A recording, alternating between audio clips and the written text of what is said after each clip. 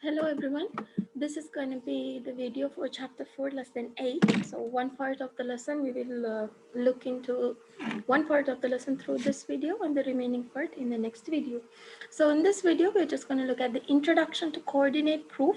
Now what is a coordinate proof? You know what is a coordinate plane. So using the coordinate plane we are going to prove that two triangles are equal, right? Two triangles or two any kind of figures are equal. Fine. So to start with, you have to position a figure in the coordinate plane. Now, how do you position a figure in the coordinate plane? You know how a coordinate plane looks like. It has the x-axis and it has the y-axis, right? So you're going to place a rectangle with a length of 8 units and a width of 3 units in the coordinate plane. So how are you going to do this? Just you need to concentrate on the length of 8 units and the width of 3 units. So there are two ways you can do. Either you distribute this length of 8 units into half, like 4 units to the left and 4 units to the right and 4 units to the left. So total of there will be 8 units. This is one way you could do. So the length needs to be 8. They didn't say exactly where the 8 should be. They didn't say use the origin. If they say use the origin, yes, you need to use the origin. But when they don't say, you can choose either way you want. So it's up to you. You want to place 3 here and 5 to the side, that's fine too. If you want to place 1 here and 7 to the right, left, this is right, yeah, to the right, that's okay too. So here, this is one way you could place the rectangle. So here they have taken 4 to the left and 4 to the right, and then this is, so that makes it a 8 unit length and 3 units width. So from the end point of 8, so that's 3 up. So just you need to complete that rectangle and write down the coordinates. So the coordinates for this is going to be 4 0, this point is going to be 4 3, this is going to be negative 4 3, and this is going to be negative 4 and 0. So another way you could do is use the origin means use the point 0 0. So from this origin you will move 8 to the right and then 3 up, so you will complete the rectangle. So if you do like that, your coordinates are going to be in this way. This is how you need to position a rectangle or any given figure according to uh, the units they have given. Okay. Now this was easy, just that you need to position, and that's all. Now let's see, using this, what can we do? So a coordinate proof is a style of proof that uses coordinate geometry. Coordinate geometry is the one which we just saw, the figures in the coordinate, and algebra. You know, it is always going to be a mixture of geometry and algebra when it comes to proving. The first step of a coordinate proof is to position the given figure in the plane. So use first of all, put the figure properly in the plane, in the coordinate plane. You can use any position, but some strategies can make the steps of proof simpler. So these are the strategies they have given. Use the origin as a vertex. Always use the 0 0 point as I showed you previously, keeping the figure in quadrant 1. So if you put the figure that's in 0 0 point, if you start from 0 0, your figure will always be in quadrant 1. Quadrant 1 is the first part of the graph. Center the figure at the origin, so you know what to do. Center a side of the figure at the origin. So always keep one side of the figure at the origin. Like from 0 0, you just go up or to the left, so that makes it like one side of the figure will be at the origin. Use one or both axes as sides of the figure. So you could use the axis, that is the x or the y line, as both. You can use both x and y, or you can just place it in the middle, but it's always better you start from the origin and use both the axes to place the figure. So those were some strategies you need to follow to use coordinate geometry. Now let's see, how can we position a right angle triangle with a leg length of 2 and 4 units in the coordinate plane. What is the hint they have given? They have said use the origin as the vertex of the right angle. So you need to use the origin to draw. So this is the coordinate plane, this is the x-axis, this is the y-axis, and this is quadrant 1. Okay, this is quadrant 1. So what you're going to do, from the origin, you're going to move leg length 2. So they said 2. You can take from 0 to 2, or you can even take as 4. As you know, in a right triangle the legs can be this way or this way, doesn't matter. So here I have taken 2, 0 to 2 here from up, okay, and then 4 to this side. So I have one leg for 2 and one leg for 4. Then you will just join the triangle, or this is one way. You can use the other way too. You can take 2 here and 4 here and then join the right triangle too. That's also going to be correct. Once the figure is placed in the coordinate plane, you can use slope, the coordinates of the vertices, the distance formula, or the midpoint formula to prove statements about the figure. Now, you will be using, these are the formulas you need to revise, okay? So the slope formula, the distance formula, and the midpoint formula.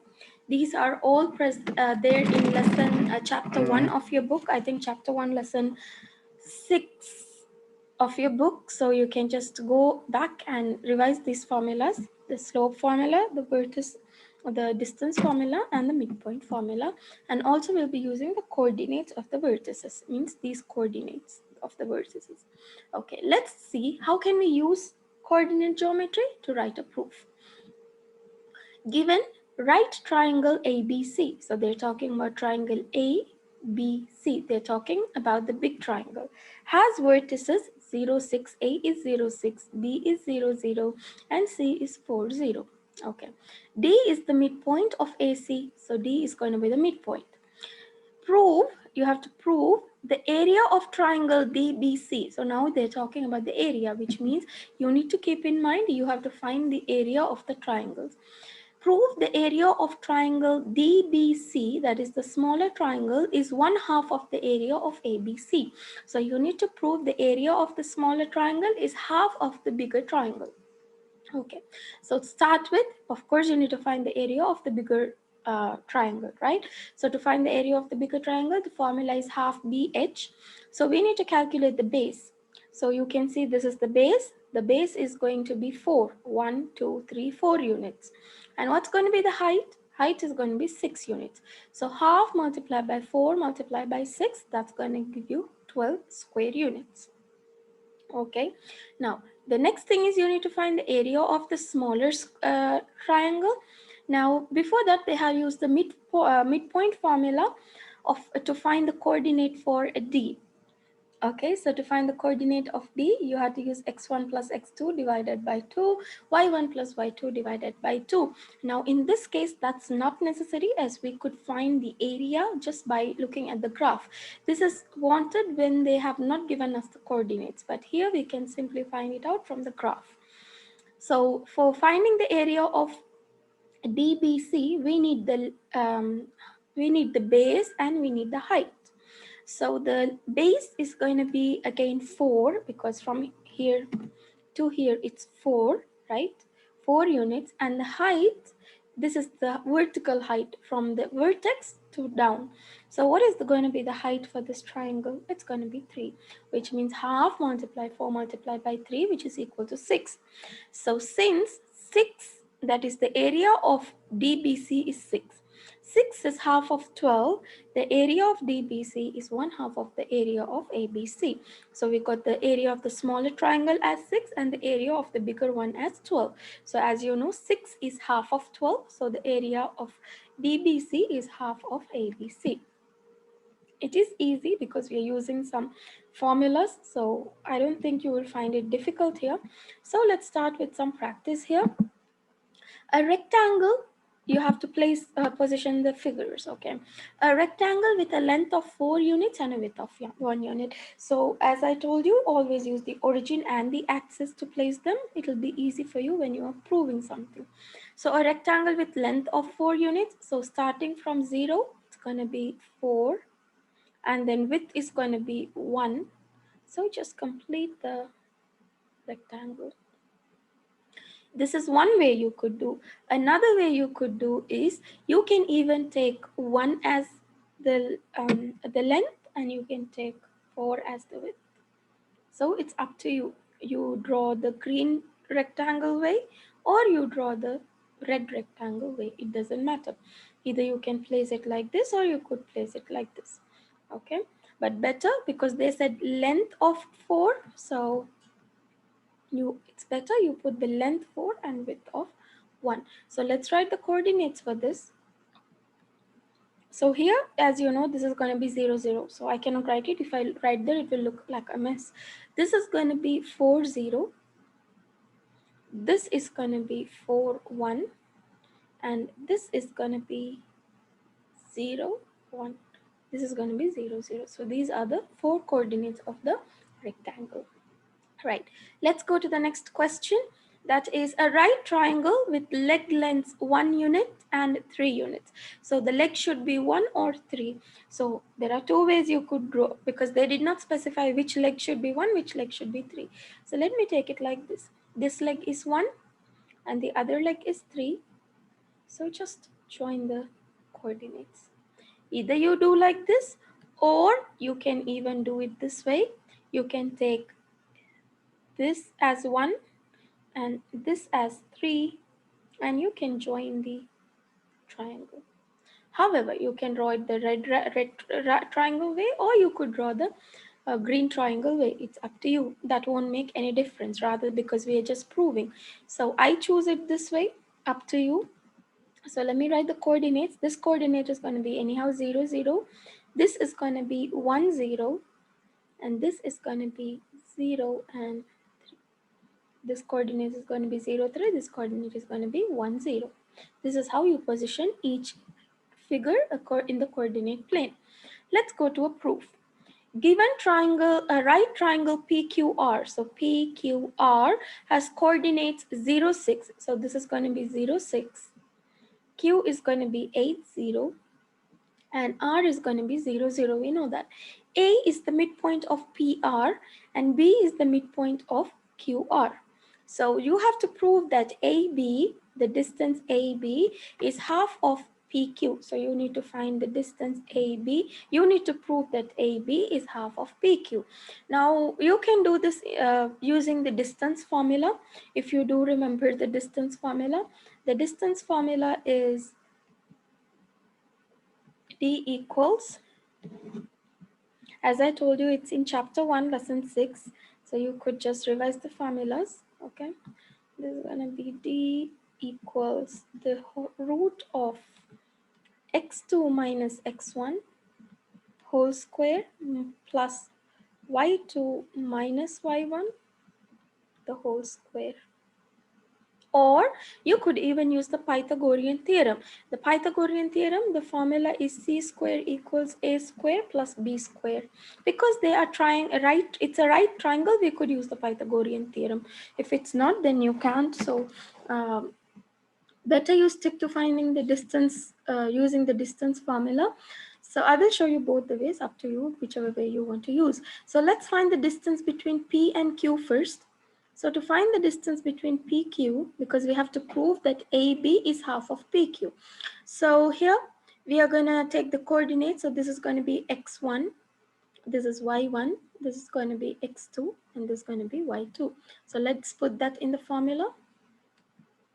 X2 is going to be 8 minus 0 square plus y2 is 0 minus 6 square. So the distance of PQ is going to be the root of 8 minus 0 is 8 square. Then 0 minus 6 is going to give you a 6. But because there is plus here, so that's going to give you a plus 6 square. Or even you can do it like so. I don't think this much of explanation is needed for you at this stage. 0 minus 6 is negative 6. So negative 6 into negative 6 is anyhow going to give you a positive 36. So the root of 64 plus 36. So how much is 34 plus 66? 64 plus 36? That's going to give you a 100, which means the root of 100, the distance of PQ is going to be 10. So now we found that the distance of PQ is 10. Let's find the distance of AB. So to find the distance of AB, we need the coordinates. So let's write down the coordinates of A and B. The coordinates of A is 0 and 3. And the distance of the coordinate of B is going to be 4 and 0. Now, if this is because the numbers are given, if they have not given you the numbers, you need to use the midpoint formula to find out the coordinate of this, because that's the middle. So the midpoint formula is x1 plus x2 divided by 2, y2 plus y1 plus y2 divided by 2.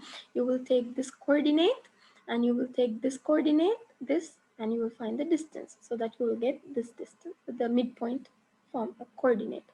So because it's already given here, we don't need to do all those things. So let me name this as x1 y1 and x2 y2. So this is going to be 4 minus 0 whole square plus 0 minus 3 whole square, which means AB is going to give you the root of 4 minus 0 is 4 square, 0 minus 3 is minus 3 square, right? AB is going to be equal to 16 plus 9, which is going to be AB equals 25. So the root of 25 is going to be 5. Now the proof AB is half of PQ. So what you can say, since 5 is 5 equals, we could say 5 equals half of PQ equals half of 10. Therefore, AB is equal to half of PQ, because PQ we found is 10, AB we found is 5. So half of 10 is 5. So AB is half of PQ. Now just only let me show you how to use the Pythagorean theorem. For Pythagorean theorem, if you're finding, for example, the distance of PQ, all you need to do is count how many units are in their legs. So this is 4, 5, 6. This is 6 units here, and here it is 8 units. As you can see, units means from 0 to this point, how many? It's 6. So here we are going to write it as 6 square plus b square, that is, here it's 8 square. If you notice, see, it's the same thing. So c square is going to be equal to 36 plus 64. C square is equal to 100. So c is going to be equal to the root of 100, because we need to remove this 2 from here. So we give it to the other side, it becomes a root. So the distance of c, that is PQ, instead of C, I should have written PQ, because you're finding the distance of PQ. So PQ is also going to give you 10. Whether you use the Pythagorean theorem or you use the distance formula, you are going to get the same answer. There will be no change in your answer. So it's up to you, whichever way you want to use. Okay, so this is how you use coordinate geometry to prove. So this was all about proving. If they say prove the area, we need to find the area. If they say prove that this is half of the length, so we are just proving the distance, that's all. But before we move on to the next part of the lesson, better you revise the formulas, the ones which I told you. So till we meet again, keep practicing now, and see you all in the next video.